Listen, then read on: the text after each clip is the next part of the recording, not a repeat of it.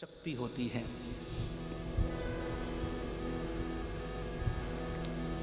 नब्बे प्रतिशत सृष्टि हमें नजर नहीं आती। तिल के भीतर तेल है, नजर नहीं आता।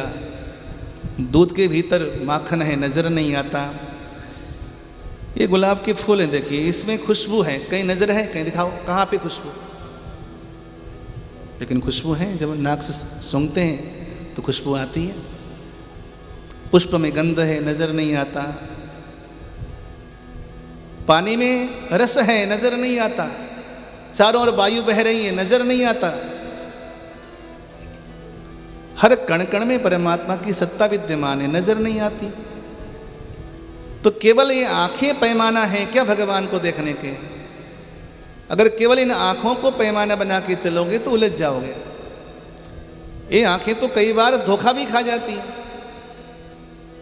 तो क्या परमात्मा धोखे का विषय है?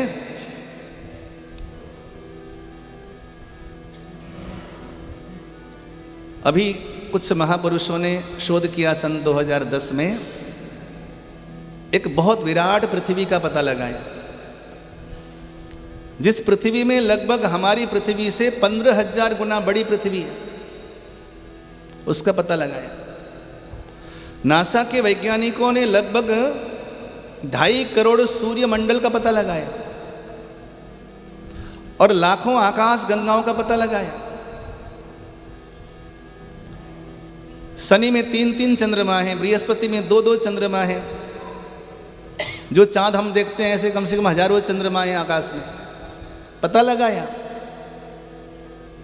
तो दुनिया इतनी ही नहीं जो हम देखते हैं। आपको लगता होगा कि यही सूर्य है, इससे भी बड़ा महासूर्य है, उससे बड़ा परम सूर्य है। भगवान की सृष्टि अनंत है, विराट है, अपरिमित है, जहाँ पे बुद्धि खोपड़ी नहीं पहुँच सकती। काकभुसुंडी जी ने देखा, रामायण के उत्तरकांड में आपने अगर कभी पढ़ी हो तो उन्होंने अपने आंखों से परमात्मा के विराट रूप का दर्शन किया कि कितने सूर्य हैं। अनगिनत सूर्य भगवान के आंखों से प्रकट हो रहे हैं। अनगिनत ब्रह्मांड भगवान के मुख के भीतर समाहित हो रहे हैं। वो दृश्य देखा अर्जुन ने विराट रूप में। तो ये सब उसके लिए साधन करना पड़ेगा, साधना करनी पड़ेगी, तो मालूम हो जाएगा। सत्संग सुनते सुनते परमात्मा का अनुभव आपको हो जाएगा। तो सबसे प्रथम नेत्र है सत्संग, भगवान को देखने के लिए। तभी हमारी माताएं गाती हैं, सांवरे से मिलने का सत्संग ही ठिकाना है। तो बहुत समय तक सत्संग करने से भगवान का अनुभव हो जाता है। तो सत्यम परम धीमहि, सत्य स्वरूप परमात्मा का हम ध्यान करते हैं। तो भागवत में जो मंगलाचरण का दूसरा श्लोक है वो वस्तु निर्देशात्मक मंगलाचरण है। बोले इसमें क्या है? बोले इसमें निष्काम धर्म का निरूपण किया गया है। धर्म प्रोज्झित कै तबोत्र। 2 प्रकार के धर्म होते हैं, एक सकाम धर्म, दूसरा निष्काम धर्म। पूजा भी 2 प्रकार की होती हैं, एक सकाम पूजा, दूसरा निष्काम पूजा। दान भी 2 प्रकार के होते हैं, सकाम दान और निष्काम दान। जहाँ निष्कामता जुड़ जाती है वहाँ पर प्रतिबंध नहीं होता, वहाँ पर पाप होने का भय नहीं होता, वहाँ पर गलती होने का भय नहीं होता, क्योंकि निष्काम कर रहे हैं अर्थात भगवान को समर्पण करके कर रहे हैं। वहाँ पे पूजा में कोई सामग्री की कमी भी हो जाए तो भी कोई बात नहीं, त्रुटि हो जाए कोई दिक्कत नहीं, मंत्र कम हो जाए कोई फर्क नहीं पड़ता, आपके विधि विधान में कुछ कमियां रह जाए कोई फर्क नहीं पड़ता, क्योंकि आपने पहले ही निष्काम भाव धारण कर लिया। तो निष्कामता में कोई दोष नहीं लगता, सारे दोष सकामता में लगते हैं। जब आप किसी कामना को धारण करके कोई कर्म करते हैं तो उसमें किसी प्रकार का दोष नहीं होना चाहिए, क्योंकि आप भगवान से मांग रहे हैं, आप देवताओं से याचना कर रहे हैं। तो अगर आप देवताओं से याचना कर रहे हैं तो वहाँ पे देवताओं ने कंडीशन लगा रखी है, ठीक है भैया तुम जो मांगोगे हम देंगे, लेकिन कंडीशन ये है, उसके लिए विधान ये होना चाहिए। इसलिए जीवन में निष्कामता बहुत जरूरी है। भगवान सकाम भाव से आप पर कृपा तो कर सकता है, लेकिन स्वयं मिल नहीं सकता। लेकिन निष्कामता से भगवान स्वयं मिल जाता है। आप मिठाई की दुकान में गए और जाकर के मिठाई वाले से आपने कहा, भैया ये डब्बा कैसे दिए? तो दुकानदार बोलेगा, भैया तुम मिठाई का मोल कर लो, डब्बा तो मिठाई के साथ फ्री दे देते हैं। दुकानदार नहीं देते, तुम मिठाई की मोल कर लो और डब्बा पैकिंग में फ्री आ जाएगा। किसी केले वाले से जाके पूछो, भैया ये छिलके कैसे दिए? वो केले वाला बोलेगा, भैया तू केले की मोल कर ले, छिलका फ्री में है। तो उसी प्रकार तुम अगर संसार को चाहती हो तो एक सरल उपाय बता देता हूँ, तुम भगवान की मोल कर लो, भगवान की दुनिया फ्री में।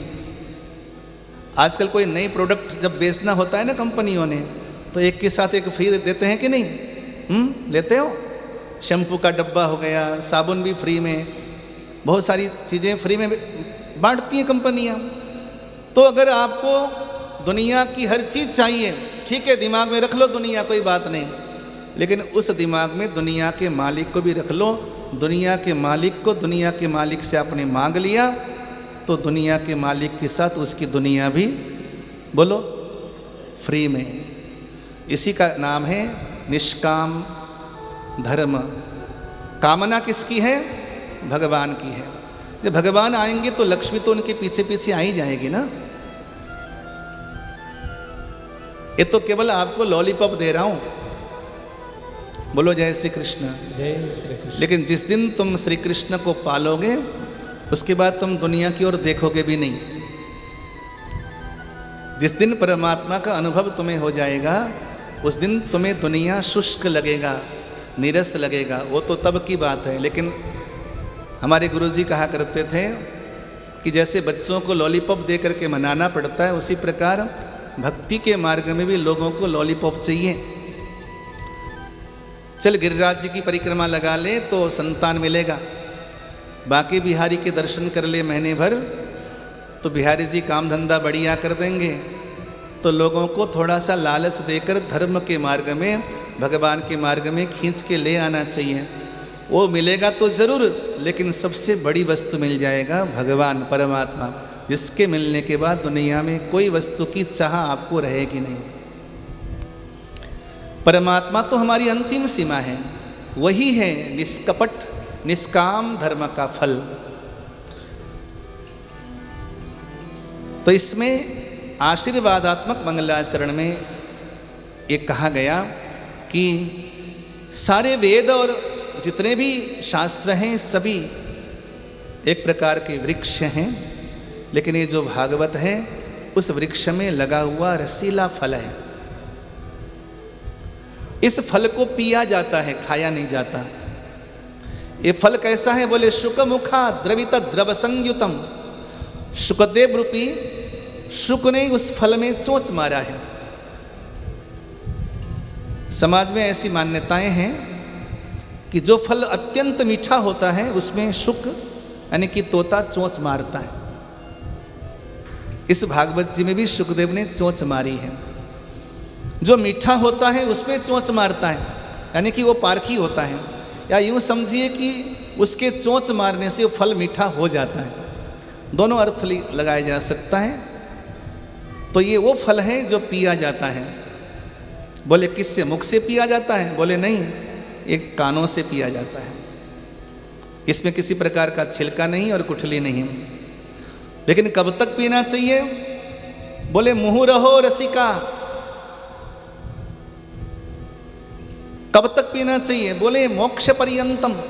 जब तक हमारी मुक्ति न हो जाए तब तक भगवान की कथा निरंतर अविरल सुनते ही रहना चाहिए। जब भी मौका मिले, यदि मन अशांत हो तो भगवान की कथा सुनो। मैंने कल भी कहा था, भगवान की कथा कहानी नहीं है।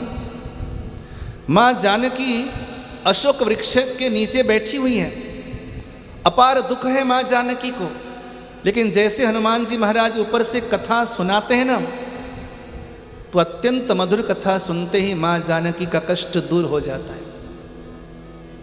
भगवान की कथा पढ़ो या सुन लो तो आपका मन शांत हो जाएगा, दुख के सागर से आप निवृत्त पालोगे।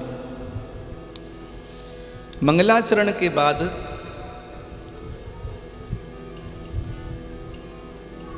सौनकादि ऋषियों का और सूत जी का संवाद है। उस संवाद में सूत जी महाराज ने शुकदेव स्वामी को वंदन करते हुए कहा कि मनुष्यों का परम धर्म क्या है। सौनकादि ऋषियों ने यहाँ पे 6 प्रश्न किया। एक बार इन 6 प्रश्नों को ध्यान से सुनते हैं। इन 6 प्रश्नों में पूरी भागवत समाहित है। पहले इसको ध्यान से सुनिएगा। किम श्रेयः शास्त्रसारः कः स्वावतार प्रयोजनम किम कर्मः केवतारस्य धर्मः कम शरणं गतः।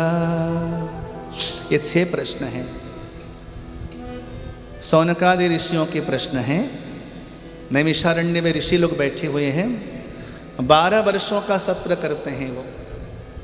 जैसे हमने 7 दिन का किया है यहाँ पर, ऐसे वो लोग 12 वर्षों का करते हैं। भगवान की कथा सुनने के लिए हजारों ऋषिगण बैठे हैं। जो साधना संपन्न हैं, जिनकी आयु की सीमा नहीं है, ऐसे ऋषि लोग भी भगवान की कथा सुनते हैं अपने दोनों कानों के पर्दों को उघाड़ कर। इतनी महिमा है भगवान की कथा की। प्रश्न किया ऋषियों ने, हे सूत जी महाराज, किम श्रेयः, श्रेष्ठ कर्म क्या है जीवन में जो हम कर रहे हैं, क्या ये कर्म श्रेष्ठ है? सुबह से लेकर शाम तक हम केवल कमाई में तो लगे रहते हैं। जीवन भर कमाया शांति के लिए, जीवन भर कमाया सुख से जीवन यापन करने के लिए। अब पैसा कमा लिया, उनसे पूछो जरा, अब शांति है जीवन में? अब सुख है जीवन में? बोलेंगे महाराज बहुत कमी है। एक संत कहा करते थे, आराम की जिंदगी जीने के लिए पैसा कमाते रहे, पैसा कमाते कमाते अपना स्वास्थ्य खराब किया, अब स्वास्थ्य ठीक करने के लिए पैसा खराब कर रहे हैं। बोलो जय श्री कृष्ण। जय श्री कृष्ण। जीते ऐसे हैं जैसे कभी जिया नहीं हो।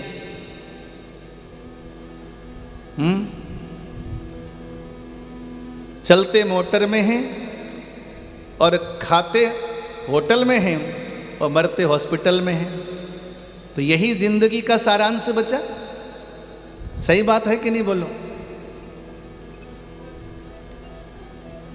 शांति से जीने के लिए कमाना शुरू किया था, कमाई तो कर ली, अब भोजन का सारा सामान घर में धरा हुआ है, खा के देख लो। डॉक्टर ने मना किया है महाराज जी, केवल 2 रोटी खानी है, वो भी घी में चुपड़ी हुई नहीं होनी चाहिए, नमक भी कम, और चीनी तो बिल्कुल टच भी नहीं करना है। शादी में जाते हैं, पार्टियों में, वहाँ जलेबी देख करके अपनी जिह्वा लपलपाते हैं, श्रीमती की नज़र पड़ती है तो आगे डांट देती है, क्यों खाया तुमने इसको? अब ये तो जिंदगी है। कमाया किस लिए था? बोलो जय श्री कृष्ण। जय श्री कृष्ण। तो क्या यही श्रेष्ठ कर्म है क्या? जो कमाना था वो तो कमाई करी ही नहीं। अभी हम कहीं कथा कर रहे थे, माता जी बोली, गुरुजी जिस दिन मैं मर जाऊंगी ना, 3 लड़के हैं, इन्होंने पहले से मकान अपने नाम पे विल करा रखी है। पहले लड़ते थे, मैंने जानबूझ के मरने से पहले कर दिया उनके नाम पे विल। मेरे तन में जो कपड़े हैं ना, ये भी उतार लेंगे गधे सारे। अपने लड़कों को बोलती हैं, उल्लू के पट्टे हैं ये सब, कुछ नहीं छोड़ेंगे मेरे शरीर से। ये मैंने अपने बिटिया को 2 चीज़ दे रखी है। बोले क्या? बड़ी बिटिया को एक तो सोने का सिक्का दे रखा है और एक तांबे का टुकड़ा दे रखा है, क्योंकि मरने के बाद मुंह के अंदर डाला जाता है। मैंने कहा अपने बच्चों को क्यों नहीं दिया? बोले इन धूर्तों पर भरोसा ही नहीं है मुझे। मेरी बड़ी बिटिया थोड़ी भरोसेमंद है, कम से कम वो लाकर मुंह में डालेगी तो सही। वो सोने का टुकड़ा, वो तांबे का टुकड़ा, कहा जाता है कि जब मर जाते हैं ना लोग तो मुख के अंदर डाला जाता है। मैंने कहा बच्चे को दे देती, यही डाल देते हैं। नहीं नहीं, ये तो खा जाएंगे उसको भी। तो ये तो संसार है। तो कमाया क्या तुमने पहले बताओ? जो भजन करके जो पुण्य की पूंजी कमानी चाहिए वो तो तुमने कभी प्रयास ही नहीं किया उसके लिए। रोज नोट गिनते रहे, भीतर चिनते रहे उसको। अंतिम में इसमें से कुछ भी सामान आप लेके जा नहीं सकते। तो कमाई क्या की हमने? तो क्या यही श्रेष्ठ कर्म है? चोट तो गहरी है कि ये श्रेष्ठ कर्म नहीं हो सकता। तो क्या श्रेष्ठ कर्म है? तो उत्तर दिया है सूत जी महाराज ने, कृष्ण भक्ति ही परम श्रेयः शास्त्र सारस सैवहि प्रयोजनम सतो रक्षा कर्म सृष्ट्यादिलक्षणम। 6 प्रश्न किया था। 6 प्रश्न का पहला उत्तर है कि श्रेष्ठ कर्म क्या है? बोले भगवान की भक्ति ही श्रेष्ठ कर्म है। किसी भी प्रकार से अपने प्यारे से प्रेम कर लो, भक्ति कर लो। बोले शास्त्रों का सार क्या है? दूसरा प्रश्न। बोले शास्त्र सारस्थ सही वही, परमात्मा की भक्ति ही शास्त्रों का सार भी है। तो भगवान अवतार क्यों लेते हैं? तीसरा प्रश्न। बोले भगवान अवतार लेते हैं सतो रक्षा, सज्जनों की रक्षा के लिए। भगवान जीवन में कई बार आपने भगवान को देखा होगा लेकिन पहचाना नहीं होगा। मैंने जीवन में कई बार भगवान को पहचाना है। व्यास गद्दी से गलत नहीं बोलता कभी मैं, क्योंकि मैं अनुभव करता हूँ, एकांत में बैठ के चिंतन करता हूँ। मैं कई बार अनुभव कर चुका हूँ उसको, कई बार मेरे सामने से निकल चुका है, राम राम श्याम श्याम करता हुआ, इशारा देता हुआ निकल चुका है। कई बार इंकित करता है, कई बार हाथ थामता है वो। उसे अनुभव करना शुरू कर दो। एक बड़ी मीठी सी बात कहूँ आपसे, जीवन के हर पग पग पर उसका अनुभव करना शुरू कर दो। मैंने कल एक बात कही थी, पता नहीं आपने ध्यान से सुनी नहीं सुनी। हमारी जिंदगी में बहुत कठिन परिस्थिति आए ना, उस समय तो भगवान हमारे पास रहता ही है, लेकिन भगवान तब भी हमारे पास रहता है जब जीवन का परम आनंद का क्षण होता है। आपने जीवन में जब परम आनंद का क्षण जब भी आपने देखा होगा अपनी जिंदगी में, तत्काल आसपास नजरें घुमा के देखना, आपको अपना प्रियतम नजर आएगा। कहीं ना कहीं बैठा होगा, आपका हमसाया बनकर आपके साथ चलता है वो। मैंने बहुत बार अनुभव किया है, क्योंकि हमारे गुरुजी हमेशा कहा करते थे, बेटा अनुभव गम्य, वो अनुभव के द्वारा जाना जाएगा। तो मैंने वो सूत्र गांठ बांध रखा है। मैं पग पग पर अनुभव करता हूँ। कल हम जब भागवत जी लेकर आ रहे थे तब भी कन्हैया हमारे साथ थे। मैंने देखा उसको। जब हम गंगा जी में आ रहे थे परसों, यहाँ गंगा जी को पार करते, उस समय भी मैंने भगवान को देखा। असंख्य बार मैं भगवान की झांकी देखता हूँ, उसकी झलक देखता हूँ। और कठिनाई के समय, दुख के समय में तो हाथ थामता ही है वो। बहुत बार हाथ पकड़ता है, बहुत बार वो सहारा देता है। इसलिए शास्त्र सारस्य सैवहि प्रयोजनम सतो रक्षा, भगवान के अवतार का प्रयोजन है संतों की रक्षा, सज्जनों की रक्षा। बस एक शर्त है, किसी भी परिस्थिति में अपनी सज्जनता मत छोड़ना, ज़्यादा चतुर मत बनना, ज़्यादा चालाक मत बनना।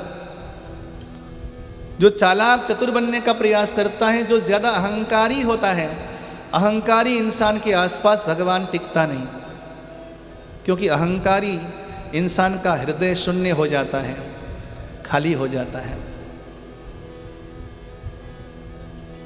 तो सज्जन बनाए रखना अपने आप को।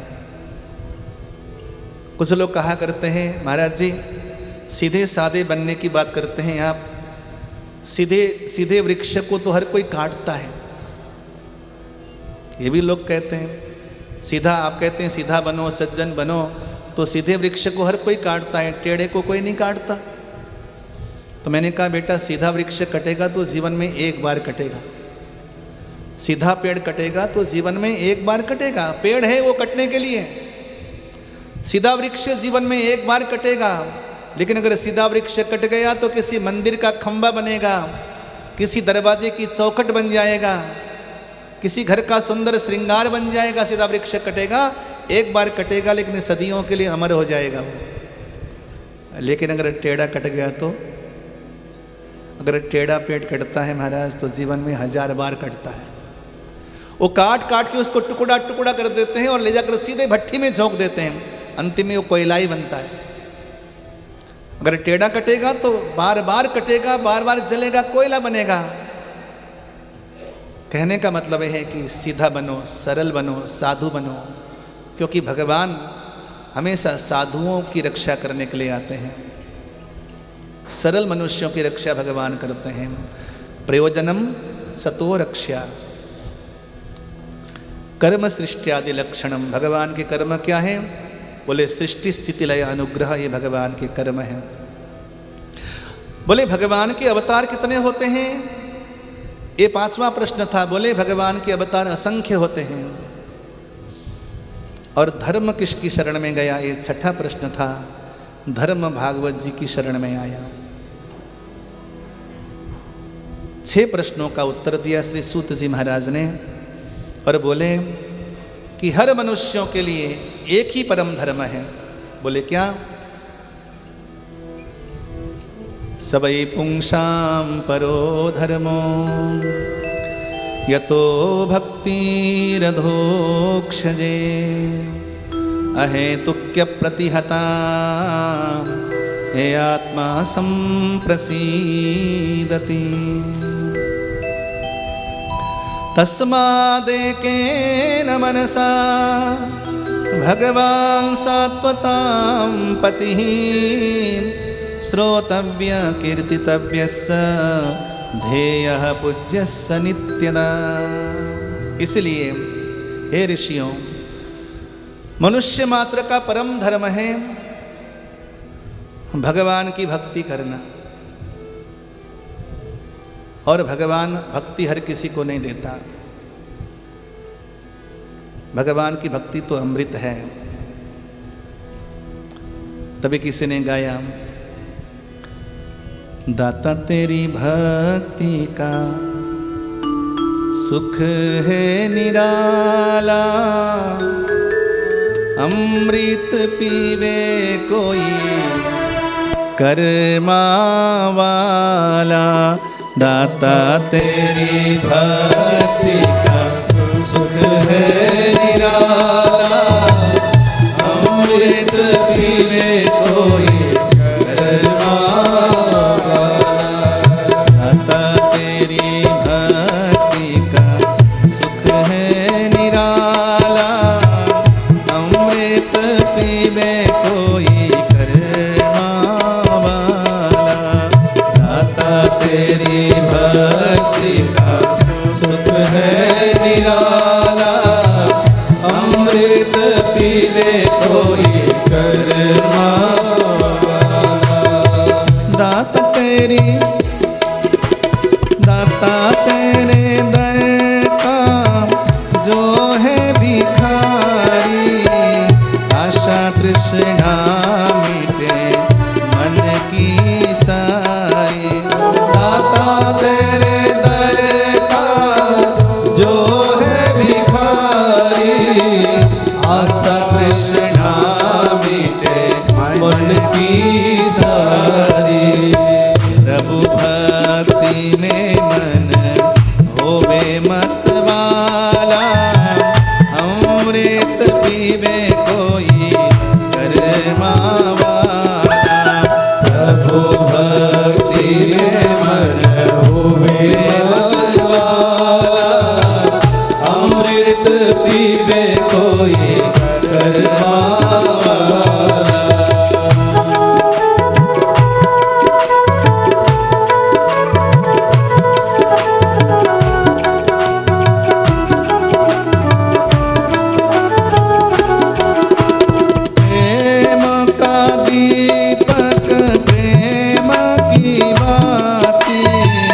जगमग ज्योत जल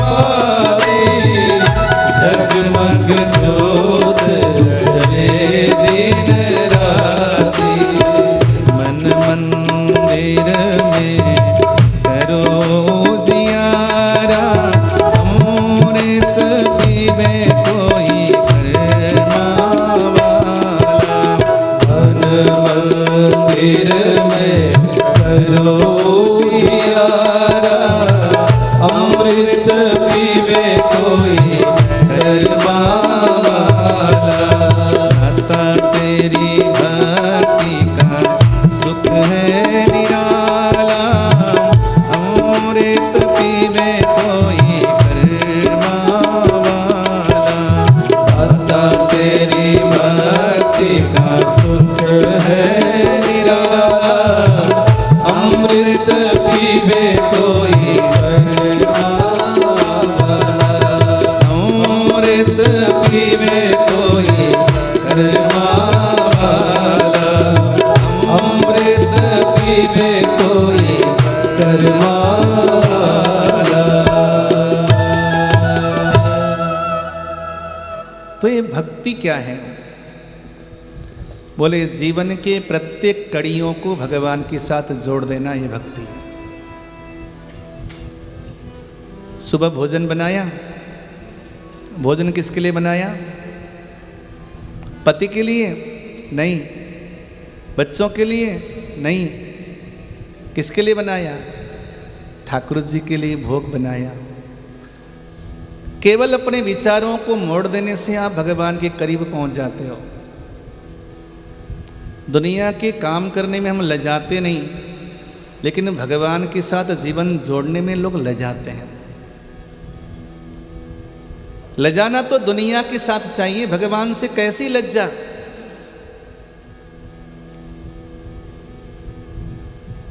अच्छा, अब लोग क्या कहने लग गए नास्तिक लोग, पता है? बड़ा दिखावा करता है ये। भगवान की भक्ति करें, भगवान का माला 2-4 माला जपे तो लोग कहते दिखावा करते हैं। क्यों भाई? तो कोई लाट साहब है जो तेरे को दिखाएंगे हम? स्वच्छंद होकर भगवान का पूजन करो, जो कहते हैं कह लेने दो। क्या दिखाएंगे तेरे को भाई इसमें? हम माला जपते हैं तो क्या दिखाना है इसमें? हम तिलक लगाते हैं, क्या दिखाना है इसमें? धोती बांधते हैं, सिंदूर लगाते हैं हम, क्या दिखाने वाली बात हो गई इसमें? हमारे भगवान को अच्छा लगता है, हमारे ठाकुर जी तिलक लगाते हैं, हम भी लगाते हैं। हिंदुओं में इस प्रकार की जो कुत्सित भावनाएं, जो संकुचित भावनाएं पैदा हो रही हैं ना, धीरे धीरे धर्म से विमुख हो रहे हैं और हिंदुत्व जड़ से मर रहा है। एक वृक्ष होता है ना कि जो तो शाखाएं सूख गई, कोई बात नहीं, जड़ तो हरा है, लेकिन हिंदू जड़ से सूख रहा है। इस बात को ध्यान देना, आप कभी चिंतन करना। शाखाओं से कट जाए कोई बात नहीं, लेकिन जब जड़ से सूख जाता है ना, फिर उसको दोबारा से हरा करना मुश्किल पड़ता है। हम जड़ से मिट रहे हैं। तिलक लगाना ही हमारा धर्म है। अभी आपने देखा 2 महीने पहले लोगों ने बुर्के के लिए पूरी इंडिया को उबाल दिया, लोगों ने केवल बुर्का पहनने के लिए, एक सामान्य स्कूल की लड़की ने। लेकिन हमें अपना स्वाभिमान ही नहीं है। तिलक लगाना ये हमारा धर्म है, ये हमारा चिन्ह नहीं है, सिंबल नहीं है, ये धर्म है। क्योंकि तिलक लगाने से हमारी जो तीसरी दृष्टि है, जो तृतीय नेत्र है, जिसे हम आज्ञा चक्र कहते हैं, वो आज्ञा चक्र जगता है, खुलता है वो। अब यूँ समझिए जैसे किसी किसी को आँखों की दिक्कत है तो हम आँखों में अंजन लगाते हैं, अंजन लगाते हैं ना, काजल लगाते हैं। काजल केवल सौंदर्य का प्रतीक नहीं है, काजल आँखों की रोशनी को तेज करने के लिए भी होता है।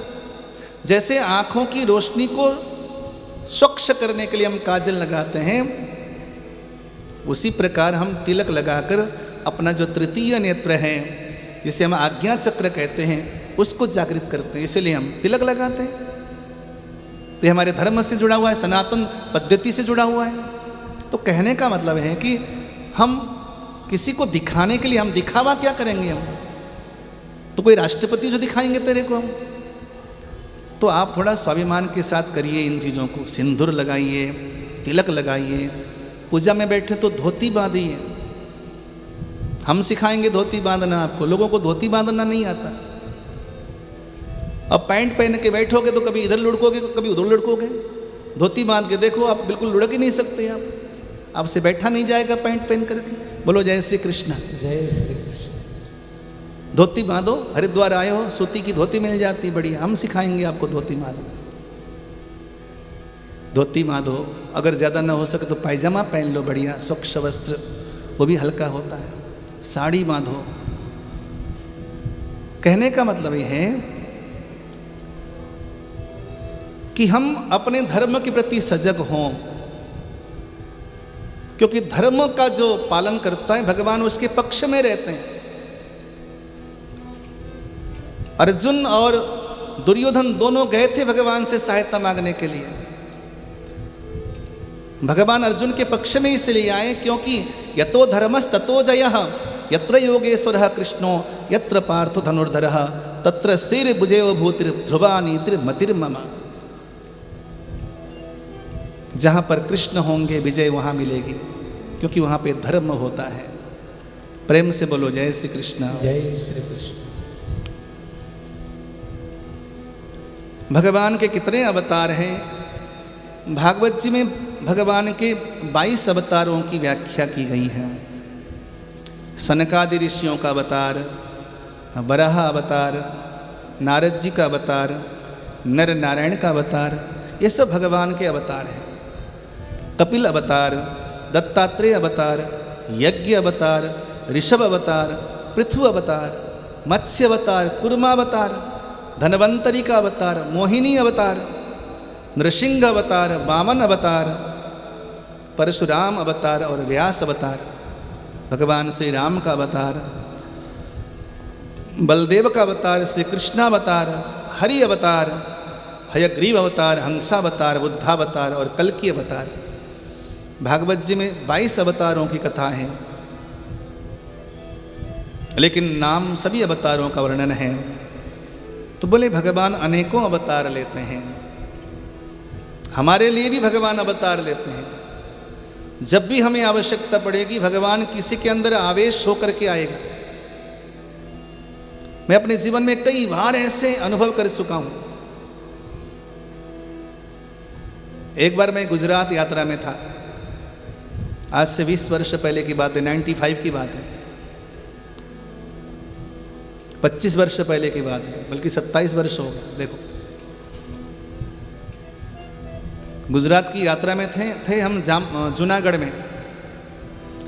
हनुमान जी का दर्शन करने के लिए जा रहे थे। तो हमें जो पुस्तक में मिला कि आपको 1500 सीढ़ियाँ चढ़नी पड़ेगी हनुमान जी के दर्शन करने के लिए। उस किताब में मिस प्रिंट था, सीढ़ियाँ 1500 नहीं थी बल्कि 3500 सीढ़ियाँ थी। सोचा 1500 सीढ़ियाँ तो हम ऐसे चढ़ जाएंगे। एक बोतल पानी लिया था, 100 सीढ़ियाँ चढ़ते चढ़ते पानी पी गए। यही महीना था आपका अप्रैल मई का महीना था, वैशाख का महीना। चारों ओर पतझड़ी पतझड़, एक भी हरा वृक्ष नहीं था। हाथ में डंडा और एक थैला साथ में था। चढ़ते चढ़ते होंठ मुंह सूख गए, भूख अलग से लगी हुई थी। लेकिन जैसे ही हम 1500 सीढ़ियाँ चढ़ गए, उसमें सीढ़ियों का नंबर लिखा रहता है। एक बहुत विशाल वृक्ष था, हरा भरा, और उसके नीचे एक बंदा बैठा था पानी के बड़े बड़े घड़े लेकर, 3 घड़े लेकर। पूरी वन्यस्थली में एक भी वृक्ष हरा नहीं था, लेकिन वहां पर एक सिंगल वृक्ष हरा था। मैंने कहा ये तो भगवान ही हो सकते हैं, मेरे लिए आएंगे। मैंने डंडा इधर पटक दिया, जाकर लेट गया उस वृक्ष के नीचे। वो बंदा चुपके से आया, आकर मेरे कानों में कहता है, प्यास लगी है? मैंने कहा हाँ प्यास लगी है। पानी पियोगे? हाँ। बोला कि चीनी डाल के दूं या नमक डाल करके? मैंने कहा पहले तो पानी पिला दे, चीनी नमक बाद में देखेंगे। उसने बढ़िया शिकंजी बना कर पिलाया, 3-4 गिलास मैंने पानी पी लिया। फिर बोला भूख लगी है? मैंने कहा हाँ। इतने पराठे बना कर रखा था उसने, मुझे उसने 2 पराठे दिए, 2 और खा गया। मैंने जब पैसा देना चाहा उसको, बोला अगर मैंने पराठे बेचने होते महाराज तो मैं नीचे जूनागढ़ के बाजार में बेचता। 1500 सीढ़ियाँ चढ़कर इस जंगल में पराठे बेचने के लिए नहीं आया हूँ मैं। मैंने कहा तुम साक्षात भगवान ही हो सकते हो। जीवन में अनगिनत बार ऐसे लोग आपको जीवन में मिलेंगे, जब भी मिले तो उनके पांव पकड़ लेना, भगवान वहीं मिल जाएगा, तत्काल मिल जाएगा। बोलो जय श्री कृष्ण। जय श्री कृष्ण। न जाने कितने ही बार मैंने अनुभव किया है, कितने ही बार। लोग केवल बांसुरी वाले को ढूंढने निकलोगे तो तुम धोखे में आ जाओगे, क्योंकि हर जगह बांसुरी का काम नहीं होता। कभी कभी पराठे वाले का काम भी होता है। एक समय मेरी गाड़ी नाले में जाकर घुस गई, यूं हो गई गाड़ी। पूरी ताकत लगाई, मेरे पास ज़्यादा कला थी नहीं। मैंने कहा अब तो गाड़ी गई। बहुत मुश्किल से गाड़ी से बाहर निकला, बहुत मुश्किल से निकला बाहर गाड़ी से। उसी समय एक बंदा सामने आया, एकदम बढ़िया, जैसे वर्दी नहीं होता, कुछ कंपनियों के ड्राइवरों की वर्दियां होती हैं, वर्दी टाइप का पहन करके बोला गाड़ी फंस गई। मैंने कहा फंस गई, देख ले। बोला चाबी दे दो। मैंने चाबी दे दी। वो दिन था धनतेरस का। आपको मालूम है कितने बिजी होते हैं पंडित जी उन दिनों में। चाबी दे दी मैंने। 2 सेकंड तो बहुत बड़ी चीज़ है, बहुत बड़ी चीज़ है 2 सेकंड। मैंने चाबी दे दी, कब वो बंदा गाड़ी के भीतर गया, कब उसने गाड़ी स्टार्ट करी और कब गाड़ी बाहर निकाल करके रख दिया और मेरे हाथ में चाबी दे दी, मैंने खुद भी नहीं देखा। और मैं उसको धन्यवाद देता, उससे पहले पता नहीं कहाँ चला गया था। मैंने कहा ये भगवान है, बगैर भगवान के ऐसे टाइम पे कोई आ नहीं सकता। ऐसे जीवन में अनगिनत बार परमात्मा का अनुभव करो, क्योंकि बगैर अनुभव किए परमात्मा मिलता ही नहीं, मिलेगा ही नहीं। हर कदम कदम पे उसका अनुभव करो। देख लो एक दिन ऐसा आएगा कि तुम जहाँ भी नज़र उठाओगे वहाँ पर तुम्हें बांसुरी बजाता प्रकट हो जाएगा। ऐसे में अनेकों उदाहरण दे सकता हूँ अपने जीवन में, अनेकों उदाहरण दे सकता हूँ। तो अवतारा है संख्येय, भगवान असंख्य बार अवतार लेते हैं।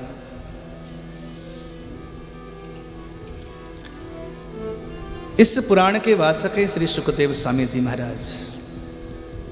शुकदेव जी का जन्म कैसे हुआ, जन्म प्रसंग सुनाने से पहले एक बार कन्हैया को याद करें, प्रणाम करें उसको।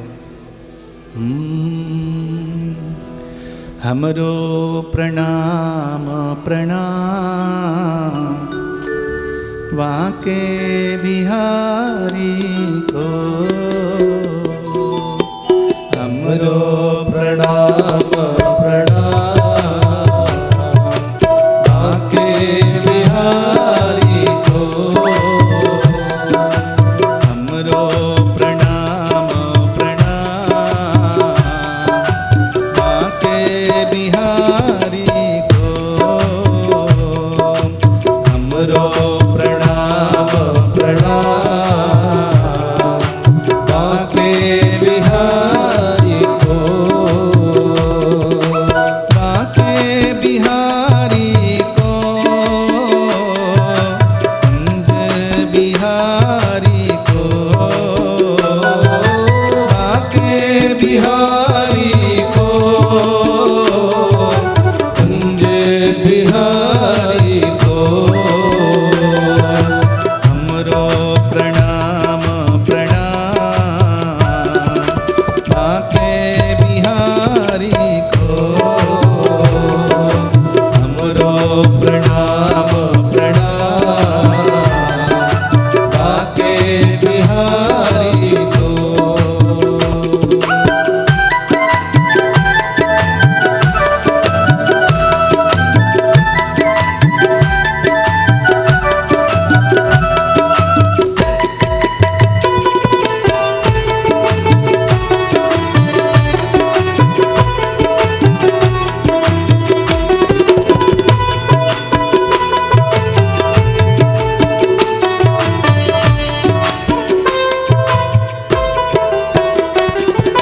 मोर मुकुट मथे तिलक बिराजे, मोर मुकुट मथे तिलक बिराजे, मोर मुकुट मथे तिलक बिराजे, मोर मुकुट मथे तिलक बिराजे।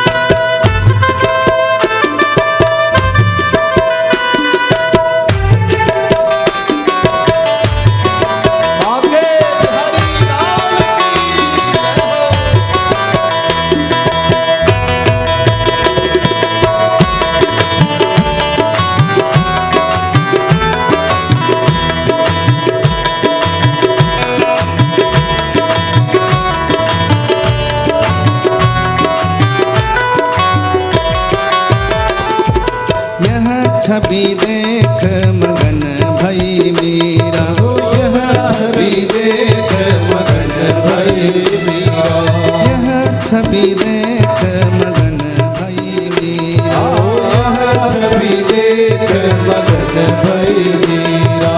मोहन मोहन गिरिवर धारी को भागे बिहारी को,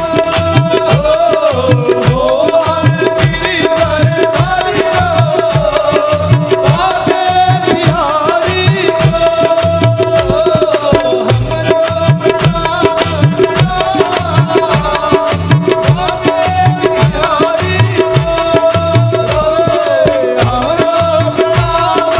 प्रणाम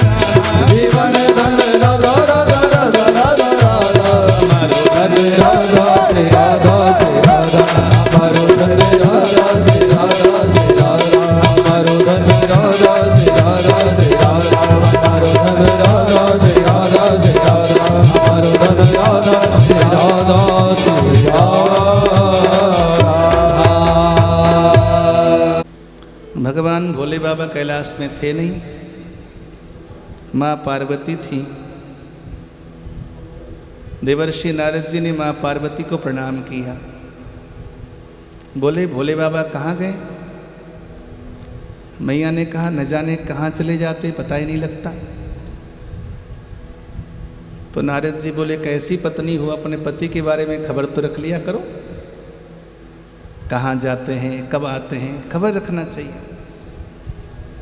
अरे माँ तुमको तो इतना भी खबर नहीं कि भोले बाबा गले में जो मुंडों का हार पहनते हैं वो मुंड किसके हैं।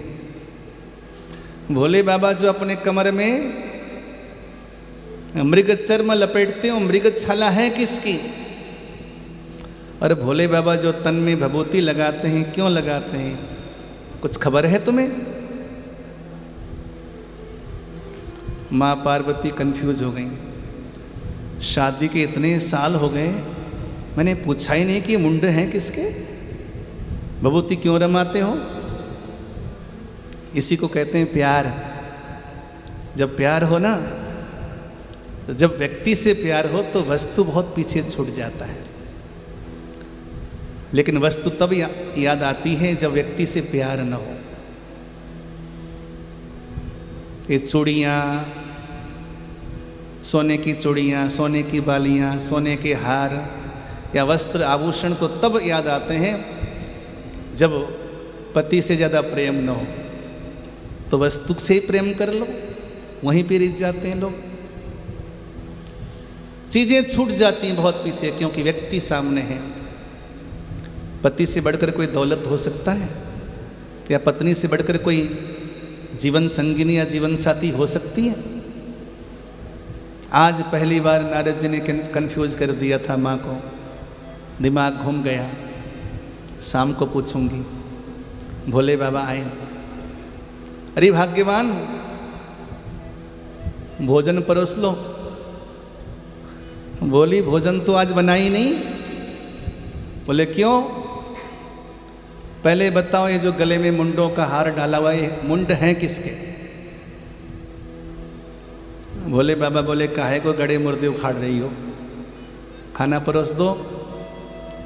बोली चूल्हा आज ठंडा है, सुबह से कुछ बना नहीं। पहले बताओ कि शरीर में भस्म क्यों रमाते घूमते हो? पहले बताओ ये मृगछाला किसकी है? बोले बाबा बोले आज क्या हो गया इसको? अच्छा, आदमी जब बाहर से घर आवे और इस प्रकार का व्यवहार देखे ना, तो आदमी पूछ लेता आज घर में कोई आया था क्या? बोले बाबा बोले कोई घर में आया था क्या? बोले हाँ आया था। बाबा को समझने में टाइम नहीं लगा, बोले नारद आया होगा। बोले वही आया था, वही आया था। बोले ऐसा कांड वही करवाता है। क्या बोल गया? मैया बोली वही बोल गया जो तुमको मैं बोल रही हूँ। ये मुंड किसके हैं पहले बताओ? बोले बाबा बोले देवी पार्वती, जिसको जान लेने के बाद व्यक्ति को दुखी होना पड़े उसकी जानकारी नहीं रखनी चाहिए। व्यर्थ में इसको जानने का प्रयास न करो। बहुत समझाया लेकिन मानी नहीं, रोने लगी। तो अंतिम में बाबा बोले सुनो, जानना चाहती हो? ये सारी की सारी खोपड़ियाँ तुम्हारी हैं, ये सारी खोपड़ियाँ तुम्हारी हैं। मैया बोली पागल मत बनाओ मुझे, अच्छी तरह जानती हूँ। जब मैं पैदा हुई थी एक ही खोपड़ी लेकर आई थी, मेरे पास अभी भी है। तो बाबा बोले जो मैं जानता हूँ तुम नहीं जानती पार्वती। जब जब भी तुम दक्ष प्रजापति के घर में जन्म लेती हो सती के रूप में, और यज्ञ में जब मेरा अपमान होता है तो मेरे अपमान को सहन नहीं कर पाती, अपने देह का त्याग कर देती हो, तो तुम्हारे प्रेम में पग कर मैं तुम्हारे पार्थिव देह को लेकर धरती पर भ्रमण करता हूँ विभिन्न स्थानों में। जहाँ जहाँ तुम्हारे अंग गिरते हैं वो शक्तिपीठ कहलाते हैं। अंतिम में तुम्हारा मस्तक बचता है, मैं उसे माला बनाकर गले में धारण करता हूँ। देखो पार्वती, जितने मैंने मुंड धारण किए हैं इतने ही तुम्हारे जन्म हो चुके हैं, और 2-4 मुंड तो बिखर भी गए तांडव नृत्य करते समय। राम राम राम राम इतना सुनना था। बाबा झूठ नहीं बोलते, बाबा की शरण में चली गई। बाबा तुम अजर अमर अविनाशी हो और मैं मरण धर्मा हूँ। ये तो ठीक है कि मैं प्रकृति हूँ, प्रकृति परिवर्तित होती है, लेकिन प्रकृति मरण धर्मा है और आप अविनाशी हो। बताओ कि मैं भी अविनाशी सत्ता में प्रवेश करूं, उसके लिए क्या करें? भोले बाबा बोले मैंने राम जी के मुख से ना अमर कथा सुनी है, उस अमर कथा के कारण मैं अविनाशी सत्ता में प्रवेश कर चुका हूँ। बोली फिर तो अमर कथा मैंने भी सुननी है। अब वहाँ से कैलाश से बाबा अमरनाथ की गुफा में निकलते हैं। अमरनाथ यात्रा करी होगी आप लोगों ने। जब अमरनाथ की यात्रा करते हैं तो मार्ग में बाबा बहुत कुछ त्यागते जाते हैं। रास्ते में एक जगह निकल आती है, उसका नाम है शेषनाग। बाबा सत्संग करने जा रहे थे तो उन्होंने आभूषण को त्याग दिया। इसलिए कथा में आभूषण पहन के नहीं आना चाहिए, नहीं तो चैन चुरा लेते हैं, बाद में बेचैन गले पड़ जाता है। बोलो जय श्री कृष्ण। अभी कथा कर रहे थे हम राम कथा, 2-3 चैन ले गया। आते हैं ना वो चुपके से आ जाते हैं, बड़े श्रोता बन के आंखें मूंद के सुनती हैं। क्या सुनते हैं? जैसे प्रसाद बंटने का समय होता है, न जाने कैसी कलाकारी उनके अंदर, पता ही नहीं चलता। तो इसलिए कथा सुनने जब भी जाओ तो ये चैन लेकर मत जाओ, उसे कमरे में रख देना। ज़्यादा भीड़ होगी, अभी यहाँ तो परिवार के लोग ही हैं, बाहर के लोग नहीं हैं। कई जगह बाहर के लोग आ जाते हैं, कुछ ऐसे लोग स्पेशल बंदे आ जाते हैं जी, तो उससे काफ़ी बेचैनी आ जाती है। ध्यान रखना इस बात को। भोले बाबा ने जो है पहले वो आभूषण उतार दिया शेषनाग को, तो रास्ते में शेषनाग पड़ता है।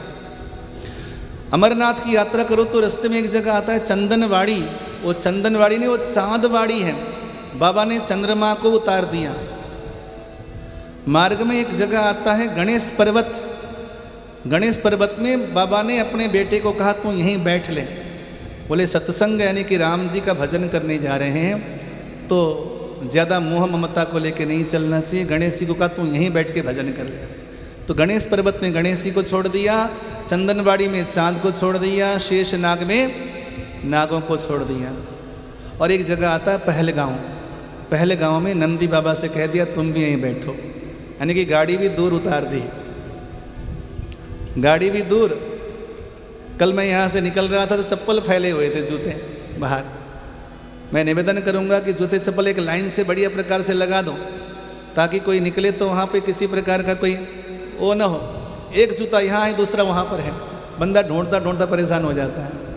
जब भी सत्संग में जाओ तो अपने जूते चप्पलों को व्यवस्थित रखो, और किसी के अव्यवस्थित हों तो अपने हाथों से उसको सीधा करके चले जाओ। ये बहुत बड़ी सेवा है, जूतों की सेवा। ये सबसे बड़ी, ठाकुर जी तो यही सेवा करते हैं, यज्ञ में जूते चप्पलों की सेवा करते हैं ठाकुर जी। तो कहने का मतलब है कि वाहन को भी दूर छोड़ दिया। बाबा श्रीमती को लेके गए साथ में, यानी कि सत्संग करने जाओ तो श्रीमती अवश्य साथ में होना चाहिए। अब वहाँ कथा सुनाना आरंभ किया बाबा ने, तो श्रृंगी नाद किया। माँ पार्वती से बोले कि पार्वती देख आसपास कोई पशु पक्षी तो नहीं, क्योंकि जो इस कथा को सुनेगा वो अमर हो जाएगा। तो माँ पार्वती आकर बोली भगवन गलितम चांडम जीवहीनम मिहास्ति वै। प्रभु यहाँ पे एक तोते का अंडा है, वो जीवहीन है, अर्थात वो सड़ चुका है, उसके भीतर प्राण नहीं है। ऐसे प्राण विहीन तोते का अंडा है, उसे छोड़कर यहाँ पे आसपास कोई प्राणी नहीं है, क्योंकि आपके श्रृंगी नाद से सब भाग गए। अब आओ पार्वती प्रेम से कथा सुनो। अब भगवान कथा सुनाने लगे और माँ पार्वती हुंकार भरती, मुंडी हिलाती, बोलो जय श्री कृष्ण। जय श्री कृष्ण। ये मोबाइल बंद कर दो भाई, कृपया मोबाइल को साइलेंट मोड में रख दो। आपकी वजह से अगर और कोई डिस्टर्ब होता है ना, कोई अच्छी बात नहीं। आप परिवार के कोई मित्र होंगे, रिश्तेदार होंगे, कृपया किसी के पास भी, हमारे भाइयों के पास अगर मोबाइल हो तो साइलेंट कर दो, बिल्कुल साइलेंट। ध्यान रखना, आपके द्वारा किसी और को विघ्न नहीं आना चाहिए। प्रेम से बोलो जय श्री कृष्ण। जय श्री कृष्ण। तो बोले कोई भी नहीं, केवल एक गला हुआ अंडा है और उसके अलावा कोई प्राणी आसपास नहीं है। भगवान कथा सुनाने लगे, माँ पार्वती हुंकार भरने लगी। करते करते कथा सुनते सुनते दसम स्कंद पहुँचे। दसम स्कंद में जब भगवान की लीला प्रसंग आया तो माँ पार्वती समाधिस्थ हो गई। अब तो हुंकार भरना भी बंद हो गया। आनंद की एक सीमा ऐसी होती जहां पर आपके शरीर की क्रियाकलाप बंद हो जाती है। आप यूं समझिए कि भंवरा जैसे ही फूलों से रस पराग पान करता है, जब तक उसे फूलों का रस प्राप्त नहीं होता तब तक भिन्न भिन्न भिन्न भिन्न भिन्न भिन्न करता है। जैसे रस पराग का आनंद लेने लगता है तो भंवरा भी भिन्न भिनाना बंद हो जाता है, फिर तो आनंद के साथ उसको रस लेता है। वही रस कृष्ण कथा की है। तो माँ पार्वती आनंद के उस रसायन में खो गई। अब हुंकार भरे कौन? अच्छा, अगर हुंकार न भरे, कोई मुंडी न हिला दे, तो वक्ता को लगता है कि सब सो गए काम से। मैं तो यहाँ से देखता हूँ हर किसी को। तो जब हुंकार भरना बंद हो गया तो वो जो तोते का अंडा था, दसम स्कंद तक की कथा सुनते सुनते वो जो मृत प्राय था, मर चुका था, उसके भीतर दोबारा से प्राण स्पंदन हो गए थे। सप्तम स्कंद में जैसे नृसिंह भगवान खंबा विस्फोट करके बाहर निकलते हैं, वो तोते का बच्चा बाहर निकल आया था अंडे से। अब शुक्र शावक कथा सुनने लगा भगवान की। अब हुंकार वो भरने लगा जब माँ ने बंद कर दिया हुंकार भरना। भोले बाबा को लगा हाँ काम बढ़िया चल रहा है। जैसे कथा विश्रांति हो गई, आंखें खोली बाबा ने तो सामने पार्वती मैया तो समाधिस्थ हैं। समाधि। कृष्ण कथा में नींद नहीं आती। कुछ लोग कहते हैं कि माँ सो गई थी, ऐसा नहीं है। माँ पार्वती साक्षात जगदम्बा भगवान की कथा सुनने के लिए बैठे और सो जाएं, ऐसा हो सकता है। माँ समाधिस्थ हो गई थी कृष्ण कथा में, आनंद की अंतिम सीमा में पहुंच गई थी वो।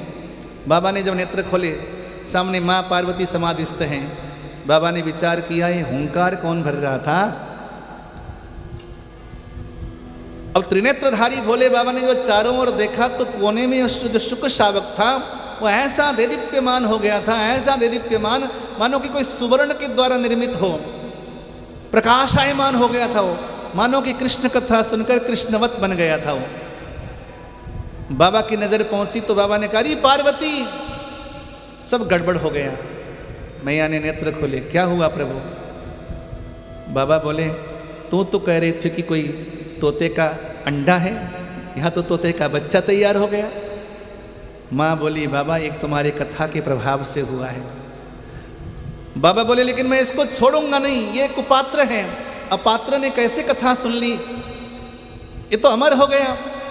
अब बाबा महाकाल मृत्युंजय बाबा त्रिशूल लेकर उसको मारने के लिए दौड़े। अब जैसे बाबा दौड़े तो सामान्य सुख तो था नहीं, वो तो हमारी किशोरी जी का लीला सुख था जो कि जगत कल्याण के लिए आया था। आज बाबा पीछे पीछे और शुक शावक आगे आगे भागते भागते सम्यप्रास नाम के आश्रम में पहुँचे।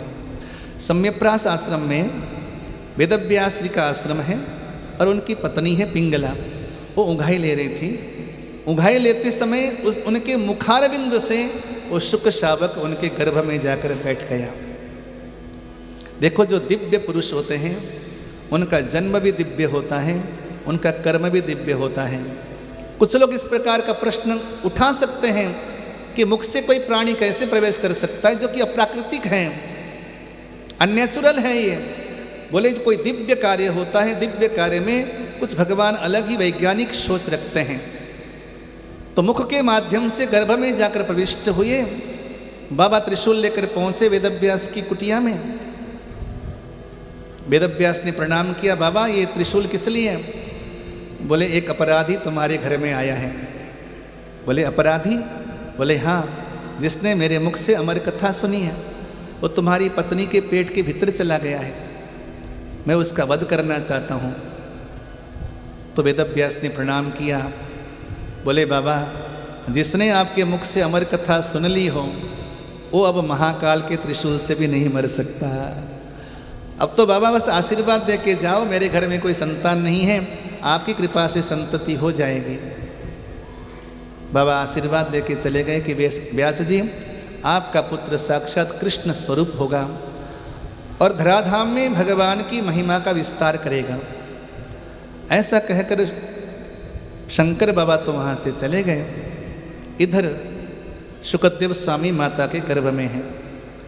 12 वर्ष हो गए, बाहर निकले नहीं, ज्ञानस्थ हैं, संसार का सत्य असत्य विवेक रखते हैं। पिता ने कहा बाहर निकल।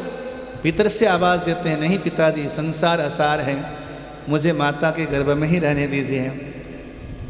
अंतिम में कहा कि तुम्हारी माता को बड़ा कष्ट हो रहा है बेटा। इतना सुनना था। शुकदेव स्वामी जी बाहर निकल आए, लेकिन निकलते ही वो अप्राकृतिक थे, प्रकृतिजन्य नहीं थे। निकलते ही वो 16 वर्षीय हो गए और अनुपनीत किसी प्रकार के संस्कार भी नहीं हुए उनके।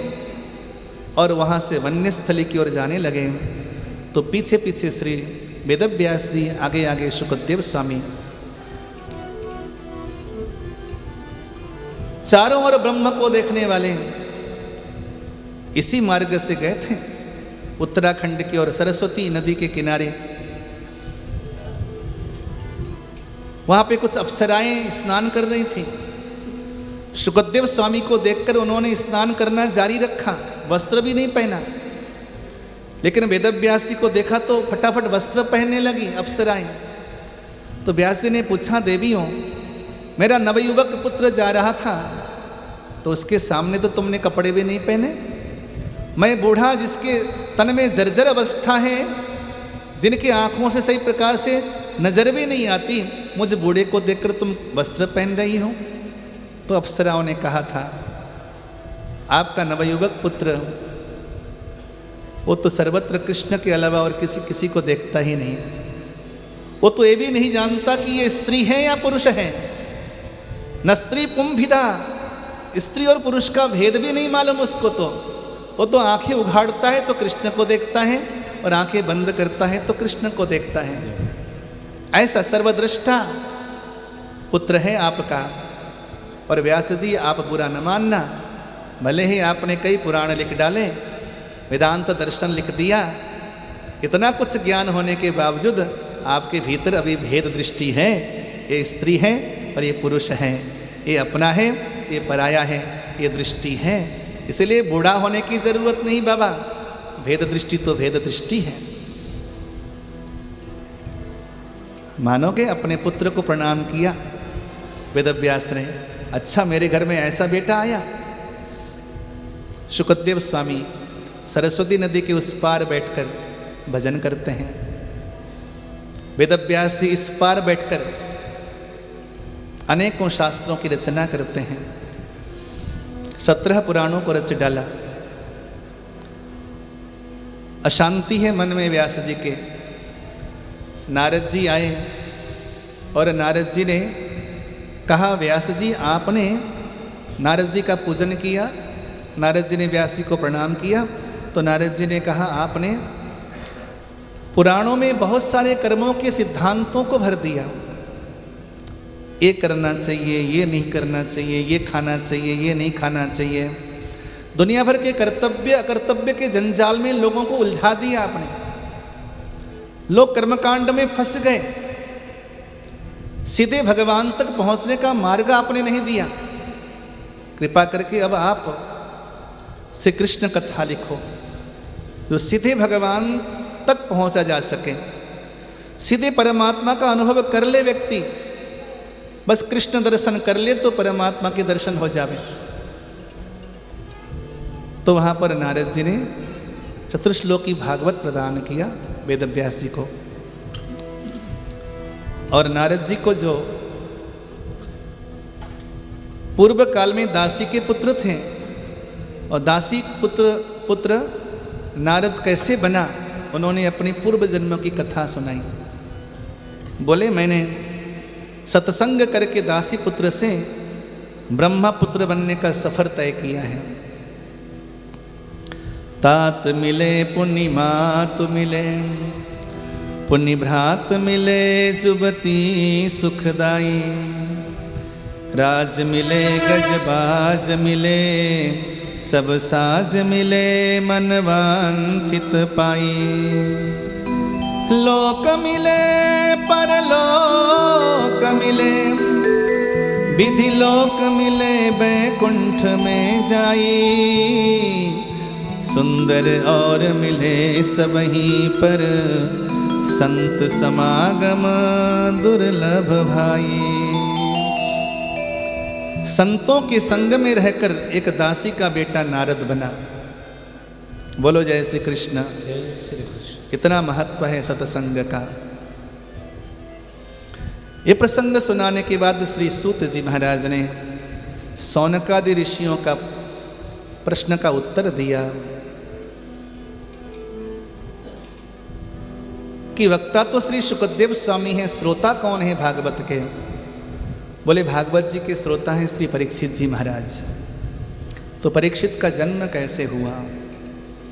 बोले कौरव और पांडवों का युद्ध हुआ। उस युद्ध भूमि में भीमसेन की गदा प्रहार से दुर्योधन अधमरा पड़ा हुआ था। रात्रि के समय में उसके कुछ मित्र कृपाचार्य, कृतवर्मा और अश्वत्थामा उस अधमरे दुर्योधन के पास पहुंचे। जाकर पूछा, मित्र हम तुम्हारे लिए क्या कर सकते हैं?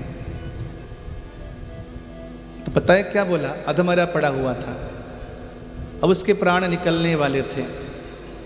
बोला कि मुझे पांडवों के कटे हुए सर चाहिए। बोलो जय श्री कृष्ण। जय श्री कृष्ण। जीवन भर जिस चीज का चाह रखोगे ना, मरते समय भी वही प्यास बनी रहेगी। उसी का नाम है प्रेत, उसी का नाम है भूत। मरते समय इंसान उसी प्यास के साथ मरेगा और उसी प्यास के साथ दुनिया से जाओगे तो वही प्यास लेकर पुनः आओगे। ये सारे कर्म सिद्धांत हैं, छूटते नहीं जल्दी। इसलिए प्यास रखो तो प्यारे श्याम सुंदर का रखो, कृष्ण कन्हैया का रखो। जगत का प्यास नहीं रखना। बोले मुझे पांडवों की कटी हुई खोपड़ियाँ चाहिए। नंगी तलवार लेकर अश्वत्थामा गया था। उसी रात्रि भगवान पांडवों को लेकर वन में यात्रा करने के लिए निकले थे। उन्हीं बिस्तरों में द्रौपदी के 5 पुत्र सो गए थे। नंगी तलवार लेकर गया था, द्रौपदी के 5 संतानों का सर काट लिया, झोली में भरकर ले आया। लाकर कहता है दुर्योधन से अश्वत्थामा, देख मित्र, जो काम तू जीवन भर न कर पाया मैंने कुछ घड़ियों में कर दिया। चंद्रमा की चांदनी छिटक रही थी, प्रकाश में थोड़ा सा टटोलने लगा। मुझे भीमसेन की खोपड़ी दो। भीमसेन की खोपड़ी ढूंढने लगा, वहां हो तब तो मिलता। अरे मित्र, ये तूने क्या कर दिया? ये तो पांडवों की खोपड़ियां नहीं है, ये तो द्रौपदी के कोमल कोमल बच्चों के मस्तक हैं। हे राम, तूने ऐसा पाप करवाया, जीवन की अंतिम घड़ियों में मेरे द्वारा भी पाप हो गया। पश्चाताप के साथ उसने अपने प्राणों का त्याग कर दिया। बोलो जय श्री कृष्ण। जय श्री कृष्ण। जब प्राण त्यागने का समय हो ना, तो पश्चाताप के आंसू नहीं, प्रेम के आंसू होना चाहिए, करुणा के आंसू होना चाहिए। स्वाभिमान हो तुम्हारे हृदय में। जब प्राण त्यागने का समय हो, अपने कर्मों को लेकर पूरा संतुष्ट हो, मैंने अच्छा ही किया। तुम्हें आईना देखने की जरूरत न पड़े, तुम हृदय के आईने में अपने आप को देख सको कि मैंने कुछ पाप जरूर किया था, मेरे स्वभाव के कारण मेरे से पाप हो गए। इतने बड़े पाप भी नहीं किए कि मैं भगवान को अपना मुंह दिखा न पाऊं। संतोष के श्वास लेकर प्राण त्यागना, तो ही मुक्ति मिलेगी। अगर तुम्हारे मन में संतोष नहीं होगा तो भटकना पड़ सकता है पुनः। पांडवों ने कसम खाई, हमारे बच्चों को मारने वाले को हम जीवित नहीं छोड़ेंगे। अर्जुन ने अश्वत्थामा का पीछा किया। अश्वत्थामा बड़ा पराक्रमी था, उसके पास ब्रह्मास्त्र की कला थी। ब्रह्मास्त्र संधान कर दिया। भगवान की आज्ञा हुई, ब्रह्मास्त्र का काट तो ब्रह्मास्त्र ही हो सकता है। दोनों ब्रह्मास्त्र टकराए आसमान में। पैदल भागने लगा अश्वत्थामा। ये गुरु का बेटा था, पता है ना अश्वत्थामा कौन था? गुरुपुत्र था। बाल पकड़कर घसीट कर लेके आ रहे। दृश्य देखिए, द्रौपदी अपने पुत्रों के वियोग में रो रही है और गुरुपुत्र को बाल पकड़कर घसीट के लेके आया जा रहा है। उस समय भी जब द्रौपदी की दृष्टि पड़ी तो वहां पर बोल उठती है, उवाच चा सहन्त्यस्य बन्धनानयनं सती मुच्यतामेष ब्राह्मणो नितराम गुरु।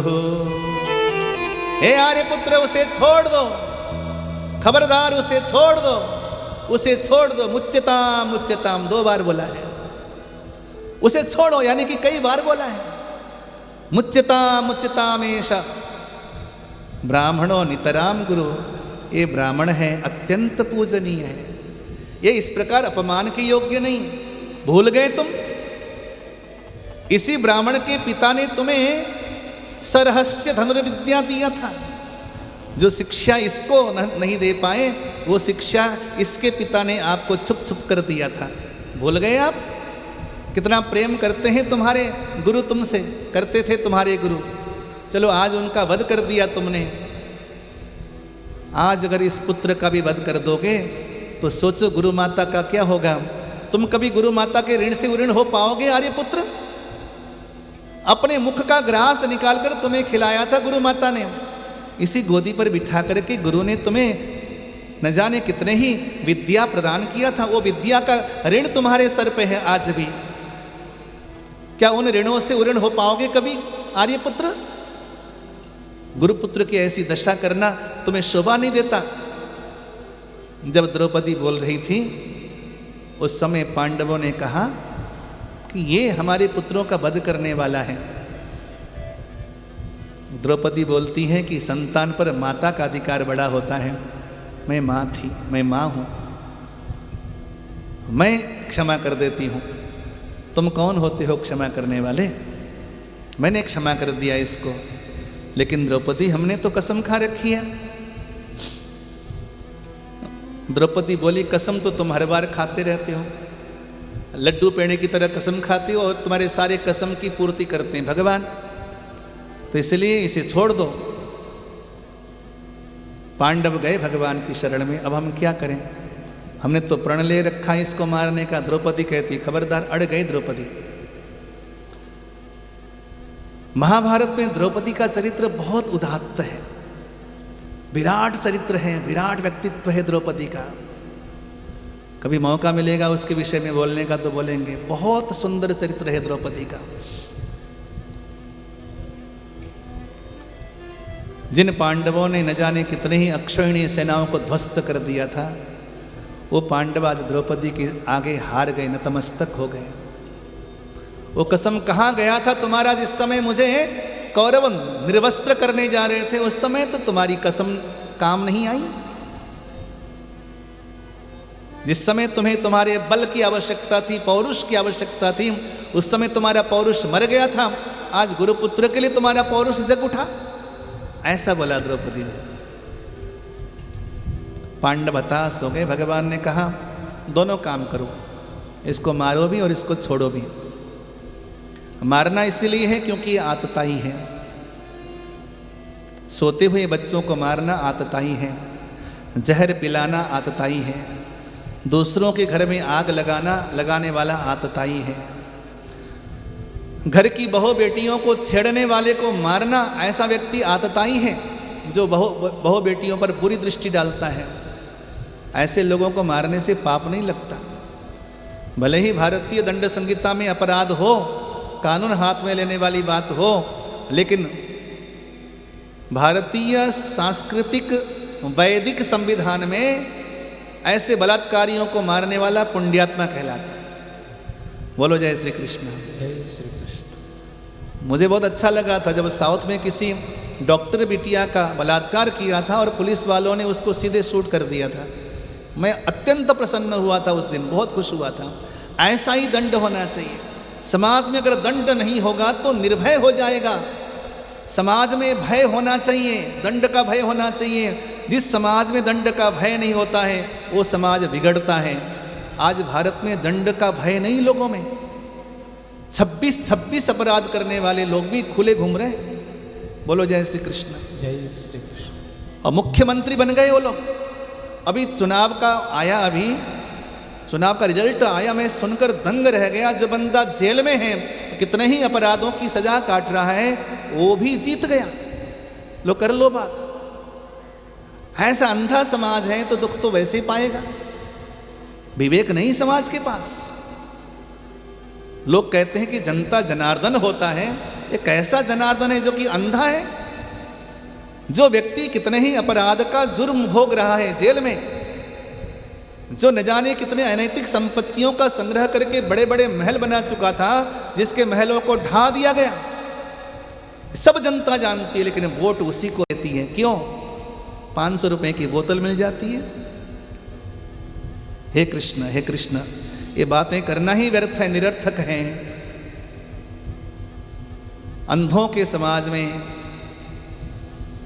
कुछ चतुर लोग, समझदार लोग, जो अपने आप को समझदार समझते हैं, वो लोग राज करते हैं। जनता ही अंधी हो चुकी है, किसके आगे जाके रोएंगे? समाज में दंड की व्यवस्था होनी चाहिए। ये आतताई है, इनका वध होना चाहिए। लेकिन द्रौपदी, पांडवों, ये गुरु का बेटा भी है, गुरुपुत्र है, और ऊपर से ब्राह्मण है। इसका शारीरिक वध नहीं होना चाहिए। क्या नहीं होना चाहिए? शारीरिक वध नहीं होना चाहिए। तो क्या करें? बोले किसी पूजनीय व्यक्ति को, सम्माननीय व्यक्ति को यदि हम अपमानित करके निकाल देते हैं तो उसके लिए वो भी वध तुल्य ही है। तो अश्वत्थामा का क्षौर करके बाल काट दिया उसका, और उसकी मणि थी, मणि निकाल दी, निकाल करके धक्का मारकर वहां से भगा दिया। अश्वत्थामा कृतज्ञ था। और सुनो, जब गलत प्रकार का अन्न खाता है इंसान तो कृतज्ञता नहीं निभा सकता, कृतज्ञ नहीं होता है। उसने पांडवों को निर्वीज करने की सोची और अभिमन्यु की पत्नी उत्तरा के गर्भ में पांडवों का अंतिम बीज था, उसको नष्ट करने के लिए फिर से ब्रह्मास्त्र का संधान किया। और उस समय भगवान द्वारिका जाने के लिए रथ में बैठने वाले थे। वही समय था। उत्तरा रोती हुई, भय व्याकुल होती हुई आ रही भगवान की शरण में। पाहि पाहि महायोगीन देवदेव जगत पते नान्यं त्वदभयं पश्ये यत्र मृत्युः परस्परम्। हे महायोगिन, पाहि पाहि, आप मेरी रक्षा कीजिए। एक सेकंड में जब कोई व्यक्ति शरण में जाता है तो उसकी रक्षा करने में भगवान एक सेकंड का समय भी नहीं लगाते। उसी समय भगवान उत्तरा के गर्भ के भीतर प्रवेश कर गए और जाकर कवचित होकर, कवच बनकर उत्तरा के गर्भ की रक्षा करी। बाहर उत्तरा वंदन कर रही है, भगवान उसके गर्भ की रक्षा कर चुके हैं। जब गर्भ रक्षा कर दी भगवान ने तो वहां पर कुंती माता ने बड़ी सुंदर स्तुति की। विशाल महाग्ने पुरुषा ददर्शना दशत्सभाया वनवास कृत्स्रतः मृधे मृधे नेक महारथास्त्रतो द्रोण्यस्रतश्चास्महरे विरक्षिताः विपदः सन्तु नः शश्वत् तत्र तत्र जगद्गुरो भवतो दर्शनं यस्यां द पुनर्भव दर्शनम्। हे भगवन, विशाल महाग्ने पुरुषाद दर्शना, आपने विष से हमारी रक्षा की। विकराल विकराल दैत्य प्रकृति के लोगों से हमारी रक्षा करी वनवास के समय में। असत सभायाम, धूर्तों की सभा में आपने मेरी पुत्र वधु द्रौपदी की रक्षा करी। वनवास के कष्ट के समय में कोई साथ में था तो केवल आप ही साथ में थे। आपको मालूम है ना, भगवान पांडवों के साथ पूरे वनवास में संग संग में रहे। कभी पांडवों को कोई कष्ट आने नहीं दिया प्रभु ने। इसे कहते हैं शरणागत वत्सलता। जब जब भी जीवन में कष्ट आए प्रभु, आपने हमारी रक्षा की।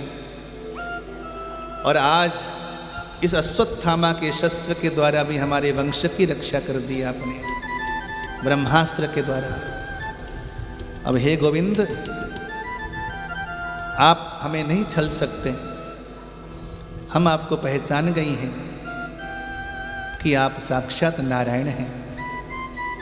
मैं देखा करती थी भाभी यशोदा जब आपको उखल में बांधती थी, मैं उस समय थी, इन्हीं आंखों से देखा करती थी आपको। आप बार बार कहते थे मैया खोल दे खोल दे।